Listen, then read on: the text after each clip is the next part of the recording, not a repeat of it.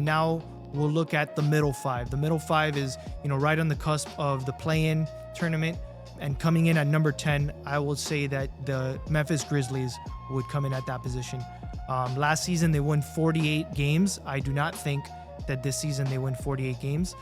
They lost Desmond Bane, which is a big loss for them. And they've, shuffled a few positions on that roster. They still have John Morant. They still have Jaren Jackson Jr. and a few other guys that fill in that roster. But I just don't think they have enough to even match what they had last year. The prediction right now is that they'll have 40.5 wins. I'm going to predict that they get under that. I think they probably win like 38, 39 games this season in a very difficult Western Conference. So that puts them right at the 10 spot in the play-in tournament. And I don't know if they get out of it. I think that they stay outside once it's all said and done. And then coming in at number 9, I think this is a team that's punching up.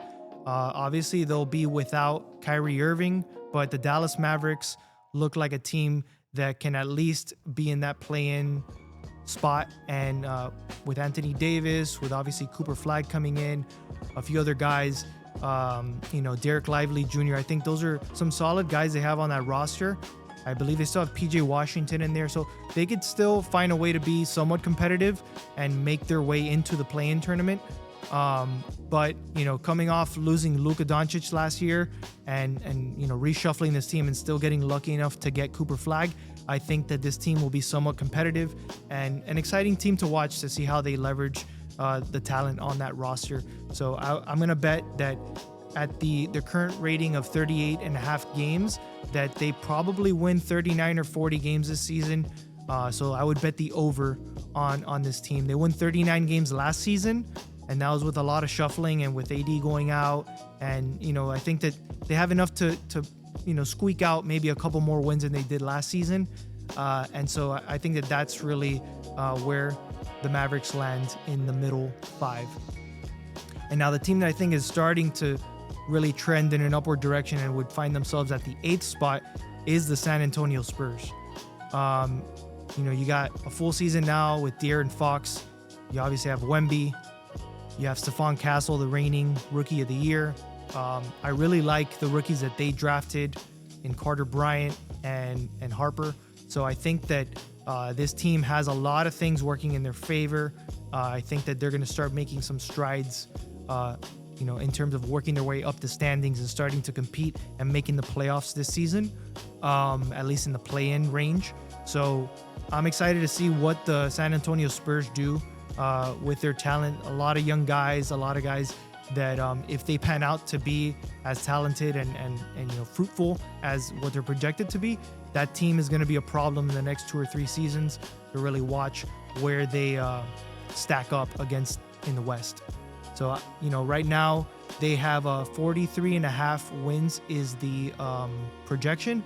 I think they probably come in just under that. They win 43, maybe 42, and they sneak in to that 8th spot.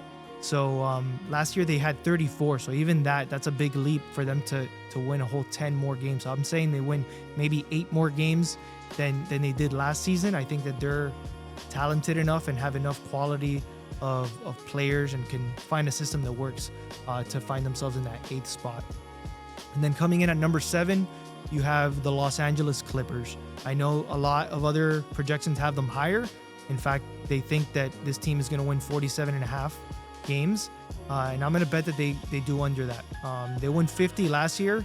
And even though they brought in some talent to that team, they are now by far the oldest average age roster in the NBA. So I don't know how that works. We're talking about the regular season, and you got to have these guys last throughout an entire year to perform at the levels that they need to be in order to, get enough wins to work their way up a Western Conference. So I don't know. I think that even though a lot of teams have them as high as, a lot of other pundits have them as high as 4, I think that this team actually takes a dip and they go into like the 7 range. So I would bet that they win under 47.5 games this season and they land at the 7th spot.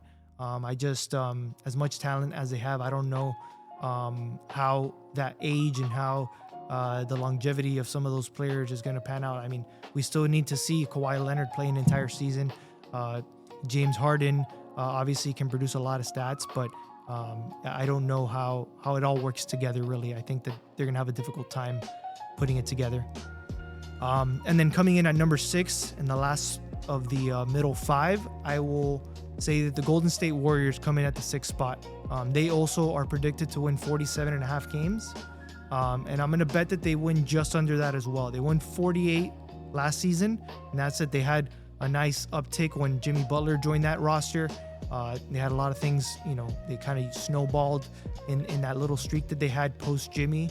And I just don't know in an entire season how that team's going to stack up with the lack of depth that they have. They obviously have Steph, Draymond, and Jimmy, but when you look down the rest of that roster, it's difficult to see outside of Pajemski and a few other guys. I mean, what's going to happen with Jonathan Kuminga, who's basically on the cusp of, is he going to be on this roster? Is he going to get traded?